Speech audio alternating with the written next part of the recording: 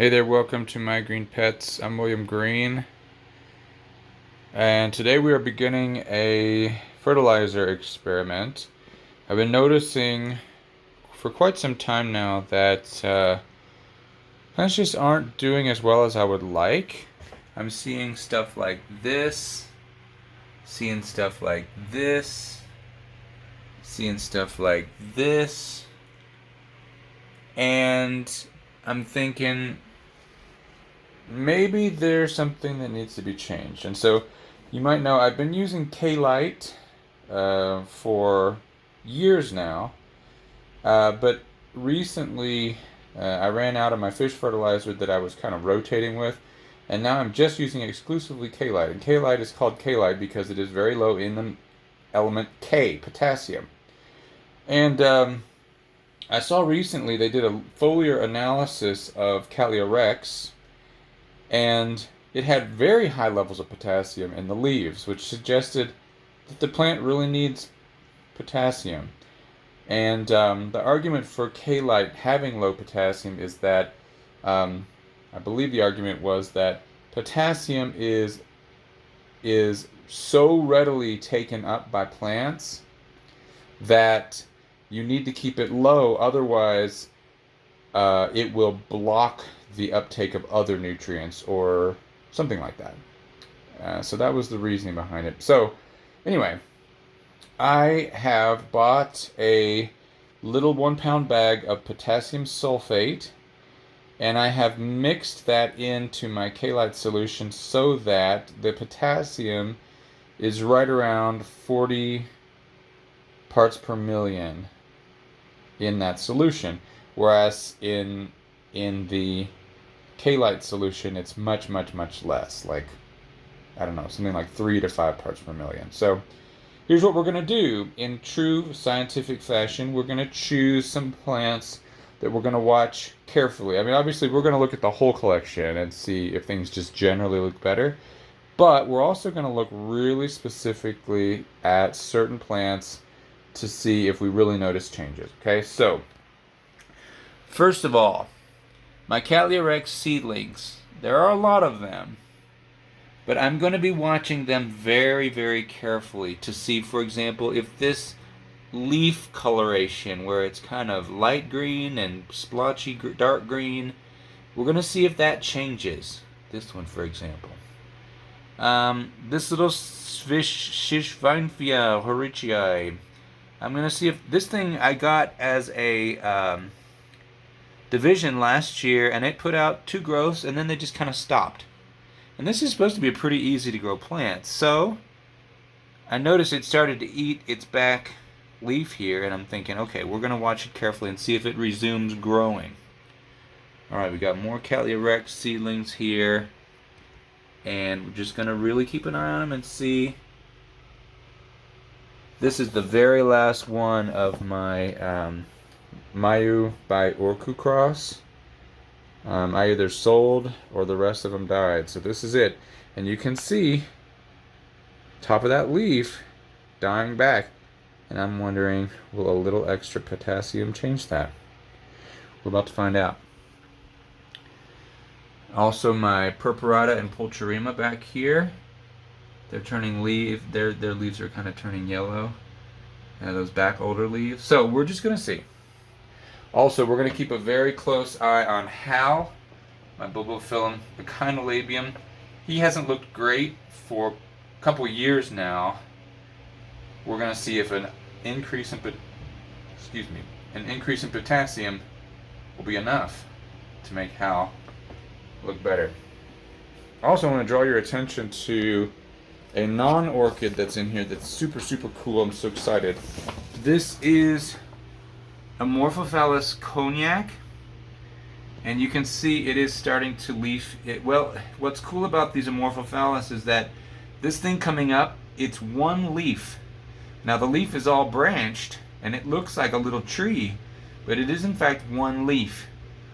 And these Amorphophallus, they'll grow up, the leaf will collect energy, and then the leaf will die back, and then if the plant's large enough, it will put out a solitary aroid spathe, not a flower, but you know what I mean. One of the like elvenir type flowers. And this is the family Amorphophallus of the largest flowering structure on Earth, Amorphophallus titanum, which actually saw in flower at the Conservatory Flowers in San Francisco a couple weeks ago. And we saw it just before it opened, so there was, nobody was there. But once that thing opened, they had hundreds and hundreds of people in line to come see it. So I'm glad we got to see it before the craziness.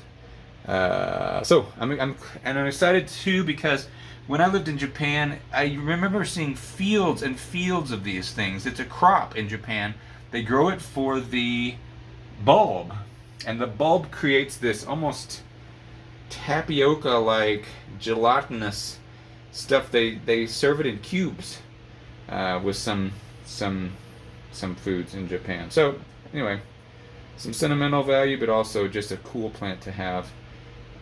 My Vanip falcata made its Instagram debut last week, and still looking very nice. And there are some additional spikes coming out as well. This Bulbophylla medusae, you can see at the base of this bulb, that little light brown thing, it's got spikes, it's pushing spikes. This one, Miami clone, blooms quite a bit earlier than the Alba clone that I have. Just interesting. And obviously the leaves, you can see, are fatter on the Alba clone. They're slimmer. So it'd be so cool to know where those came from, if they were bred, if they were wild specimens, and why one of them looks one way and why one of them looks the other way. My Phalaenopsis schilleriana is working on a lovely little spike, and we're starting to see, well, the camera's not going to focus on it, but we are starting to see a couple little buds pushing out. So that's super cool. Phalaenopsis philippinensis. And what else? Obviously, the Catacetinae are taking center stage here. And we're seeing a big spike on Cycnoches cooperi copper. It looks like it was attempting to grow a spike in this down here, and maybe even here as well, but it was pushing spikes right around the time I was not here watering, not fertilizing, so maybe it gave up. Next to it, its awarded cousin Cycnoches fire embers. Look at that. 1, 2, 3. Do you see them? Now, I wouldn't be surprised if one of them doesn't continue, but I also wouldn't be surprised if this plant pushes all 3 spikes, because it is a monster. Over here we've got another cooperi. This is my bronze clone, and it looks like it's trying to do 2. But again, sometimes it'll poke out and then not end up doing anything. So Cycnoches season is well underway. It won't be long before I need to start thinking about presentation. So when these things are presented, when they bloom, they need to look nice. The plant needs to be propped up in such a way so that the flower spikes drop down in a very pleasing manner. Judges like that, and other than judges, I like that. I like them to look as beautiful as they possibly can, because they are absolutely stunning flowers. So that'll probably involve propping these up a little bit, maybe staking it, figuring something out so that the plant part is sturdy and the blooms can just come out nice and cascade perfectly down. That's what we're looking for. Okie dokie. All right, everything else looking okay. Oh, let me show you this. So the Cattleya rexes, I bought 5 flasks of Cattleya rex from Peru Flora back in 2021, and that's what most of these are. But this one, for some reason, it is the winner. Look at that. Look at this compared to all these other little stinkies. Look at that. What got into you? I don't know. Now, this is from that grab bag where it was 5 possible varieties of Cattleya rex, but you didn't know which ones you were getting. They're all mixed up in there. So my guess is, because of the purple coloration on the back of the leaf, that this is an Ayacucho variety. Ayacucho has it comes from a different part of Peru and maybe has different nutritional requirement, which is why it's doing so much better. But I'm looking forward to, obviously, this clearly looks to be the one that's going to bloom the fastest. Now that's still a couple years away, but still very exciting. Very exciting that at least one of those plants is really thriving. And hopefully with the nutrition change, we're going to get it to look even better. All right, let's go ahead and look in the cool tent real quick, and then we will call it an update. All right, welcome to the cool tent. You can see that our lovely Masdevallia Machu Picchu has bloomed. Gorgeous. They had a couple of these in the Conservatory of Flowers. I don't know if you caught that on my last update. I zoomed in on the flower, but this plant comes from Golden Gate Orchids, which is in San Francisco, so didn't surprise me that they had a couple of those. But we've got 4 little spikes working their way out here. Very exciting. And this plant, man, just can't say enough about it. It's such a good one, such a good one. The brassias growing nicely. This little guy, Verrucosa, bigger and bigger, every growth a little bit bigger. And I think that this might be multiple plants.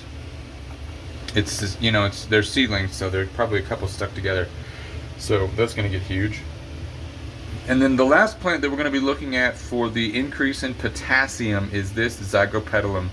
This is a maculatum, subspecies maculatum, also known as McKay.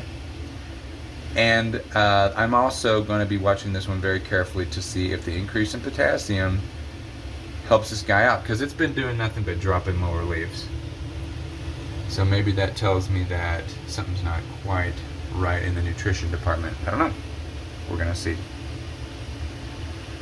Other exciting developments, my largest Nepenthes quinabaluensis has put out this lovely, lovely little pitcher. I'm so proud of this guy. I grew him from seed. October of 2023 is when the seed was planted, and I'm just super happy. These older pitchers dried up because I let the plants, I didn't water them for 3 weeks because I was out of town. I should have left them in a little tray of water like this, but I was feeling sadistic and thought, no, we're going to see what happens. My Raja by Edwardsiana, also very toothy. And obviously the skull of Pinguicula here. One of my friends made a skull out of ceramic, out of terracotta, and planted a little Pinguicula in that.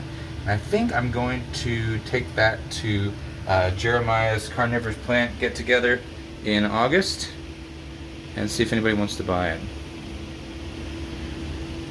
All right, well, that's all for now. Thank you for tuning in.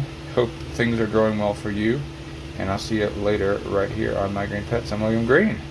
Take care.